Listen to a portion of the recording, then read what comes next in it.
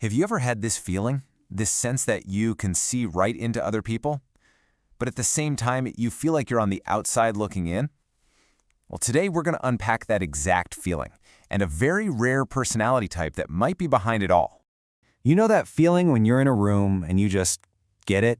You don't just hear what people are saying, you feel what they're feeling. You see their little worries, the things they're not saying out loud. But then there's this quiet little voice in your head that realizes this deep understanding, it doesn't really seem to go both ways. It feels like your own inner world is this complicated book that no one else has ever tried to read. And that can feel pretty isolating, can't it? You might be thinking about the universe and what it all means while everyone else is just talking about their weekend plans. It makes you feel different and, yeah, sometimes totally alone. Look, if you're sitting there nodding your head to any of this, there's a really good chance you're not just overthinking it or being too sensitive. You might just be an INFJ, one of the most unique and, rarest personality types out there. Okay, so what does INFJ even mean? Let's break it down, because really, getting a handle on this framework can feel like finding the instruction manual to yourself after a lifetime of feeling misunderstood. The INFJ is often called the counselor or the advocate, and honestly, those names just nail it. They really capture the heart of this personality. It's this amazing mix of deep, genuine empathy and intuition that feels almost psychic, and this built-in need to help and guide people. So let's pull this apart, letter by letter, because the magic is in how these things combine. First, I is for introvert. Now, this doesn't mean you're shy. It just means you recharge your batteries with alone time. Then you've got N for intuition. You're a pattern seeker, always connecting the dots and thinking about what could be, not just what is. Next is F for feeling. This is huge. You make your choices based on your values, and you feel what others are feeling, sometimes intensely. And last, there's J for judging. Now hold on, it's not about being judgmental. It just means you like things to have some structure. You like a plan. You like clarity. It's how you bring some order to that deep, complex inner world. So that's the theory. But what does it actually look like day to day? How does this unique combination of traits actually show up in the real world? Well, it's like this. You're in a group, and while everyone's cracking jokes, you're quietly wondering about the meaning of life. It's noticing that tiny flicker of sadness in your friend's eyes before anyone else has a clue something is wrong. You're not the person who just accepts facts. You're always the one asking, but why? And during a family fight, you're probably the one seeing where everyone is coming from, trying to build a bridge while everyone else is just reacting. Now, because this way of seeing the world is so uncommon, it gets misunderstood. A lot. But here's a thought. What if all those things people called you out for? What if those are actually your greatest strengths?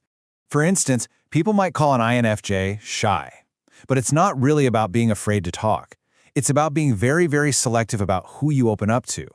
Your inner world is a private place, and you don't just give out keys to everyone. It's not shyness, it's privacy. Or how about this one? You're just too emotional. Sound familiar? Let's just flip that script. Being able to feel things so deeply, to tune into the emotions of a room, that's not a flaw. That's a high-level skill. That's emotional intelligence. And maybe the most hurtful one of all is the idea that being sensitive makes you weak. The truth is the complete opposite. It takes incredible mental strength to feel the weight of the world, to care so much, and to still keep going, still try to make things better. And look, this isn't just a nice idea. Think about the story of Amit. For years, he was told he thinks too much. But as he got older, he realized that his deep thinking wasn't a problem, it was a tool. His friends started coming to him for advice because he could see things they couldn't. He realized his power wasn't in being loud, but in his quiet, deep impact. His difference truly became his strength. So you see, these aren't just personality traits. You could honestly call them superpowers. That deep thinking, that incredible empathy, the intuition that gives you a vision for what's possible, the way you just understand people, and being guided by a core set of deep-seated values, that's the INFJ toolkit, and it's incredibly powerful. But, with any great power comes challenges. And to really use these gifts, an INFJ has to learn how to manage them without getting overwhelmed. I mean, that deep thinking can easily spiral into overthinking everything. That amazing empathy can lead to total emotional overload. Feeling so different can, make you feel really lonely. You might expect the same level of depth from others and get hurt when you don't find it. And you absolutely need that alone time just to function, which isn't always easy to get. So the whole journey for an INFJ is really about finding that balance. It's about learning how to care for others without losing yourself in the process. It's about thinking deep, for sure, but also remembering to come up for air and just live. Okay, so we've covered a lot of ground. Now I just want to turn it back to you for a second. Let's make this personal. So, be honest. Does your mind just naturally go to the big questions, to purpose and connection, and why things are the way they are? And when a friend tells you they're hurting, do you feel it too, like almost physically? Can you walk into a room and just instantly pick up on the vibe, good or bad? So after all of this, here's the final question.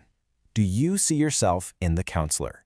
Because if you do, it's not about finally getting a label to put on yourself. It's about the incredible relief of realizing you were never meant to fit into a normal box in the first place.